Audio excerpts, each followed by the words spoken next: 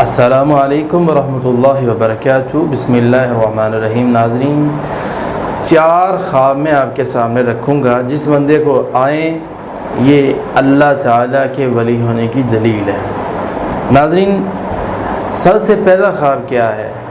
وہ بندہ خواب میں اپنے آپ کو کثرت سے اللہ کا ذکر کرتے ہوئے، اللہ سے ڈرتے ہوئے، لوگوں کے ساتھ خیر خواہی کرتے ہوئے اپنے آپ کو دیکھتا ہے۔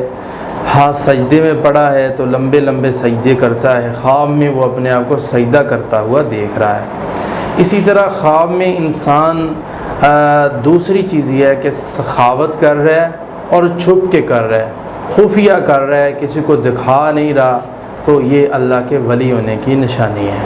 اسی طرح تیسرا خواب یہ ہے، قرآن مجید میں اللہ فرماتے ہیں کہ قد افلح المؤمنون الذین هم فی صلاتهم خاشعون، یعنی مومن بندے، ولی بندے کامیاب ہو گئے کیونکہ یہ اپنی نمازوں میں ڈرتے ہیں۔ وہ شخص دیکھتے ہیں خواب میں وہ نماز پڑھ رہا ہے، بڑے خشوع خضوع سے اللہ کے سامنے رو رہا ہے۔ اسی طرح جو اللہ کا ولی ہوتا ہے اس کی چوتھی علامت کیا ہے؟